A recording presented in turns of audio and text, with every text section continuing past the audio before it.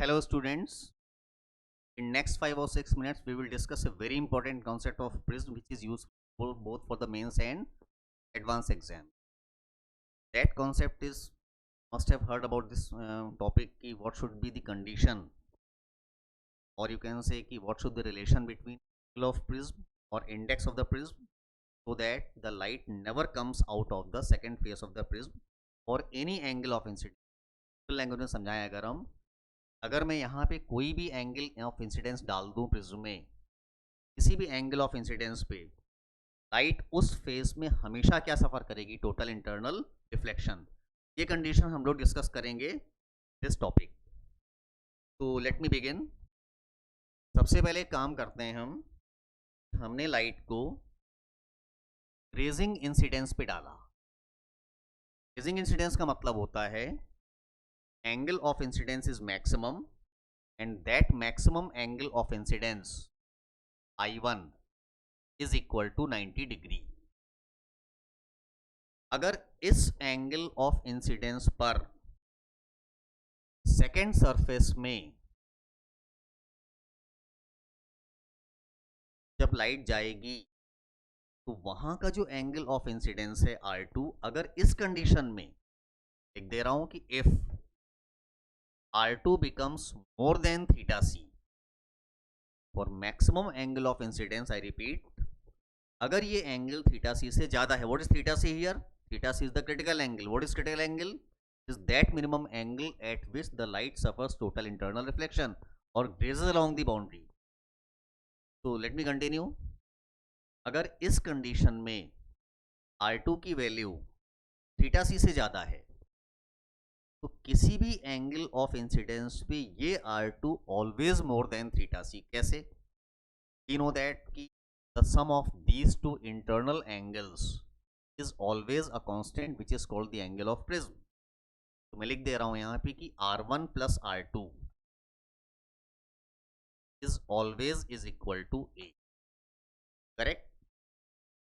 अब अगर maximum angle of incidence पर R2 की वैल्यू से ज़्यादा है तो किसी भी एंगल ऑफ इंसिडेंस पे देखिए, जब एज आप इसको डिक्रीज करोगे R1 will increase. Actually sorry, if you decrease angle of incidence R1 will also decrease, तो R2 विल इंक्रीज. और R2 तो पहले से ही क्रिटिकल से ज़्यादा था, तो इसको भी मैं लिख दे रहा हूँ as I1 decreases R1 also decreases and R2 will what decrease. ये वो कंडीशन होती है अगर मैक्सिमम एंगल ऑफ इंसिडेंस पे ये वाला एंगल क्रिटिकल से ज्यादा है तो किसी भी एंगल ऑफ इंसिडेंस पर ये angle R2 is actually more than what, theta C. तो लेट अस राइट दिस. तो R2 is more than theta C if I1 is equal to 90 degree. अगर ये कंडीशन फुलफिल होगी तो किसी भी एंगल ऑफ इंसिडेंस पर ये angle is more than theta c, the light will suffer total internal reflection. Let us proceed mathematically. अच्छा, अगर हमारा ये एंगल ऑफ इंसिडेंस 90 डिग्री है तो न्यूमेरिकली ये एंगल क्या बन जाएगा आपका, critical angle. And we know that the sum of these two angles R1 and R2, तो आप लिख दीजिए R1 plus R2 is equal to A. But in this case R1 is equal to theta C. Therefore R2 is equal to A minus what, theta C हो गया. And if R2 is A minus theta C and use this relation कि R2 is more than theta C, then you will write A minus theta C more than theta C means A is more than twice of theta C. तो ये पहला relation आ गया आपका. जब किसी भी angle of incidence पर the light will always suffer total internal reflection at the second face of the prism, light will never come out.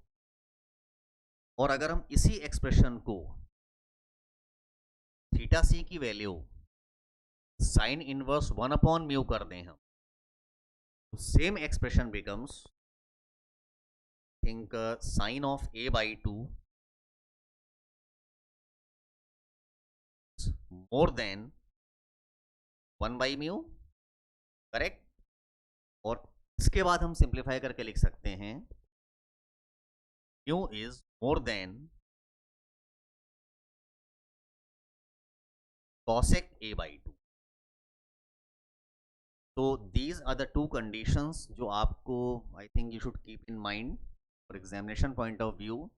Light never comes out of the prism in terms of angle of prism and critical angle, and in terms of index of the prism and angle of prism. I think this explanation will be useful to you for the exams. Stay connected for more conceptual discussions, different topics for mains, and thank you so much.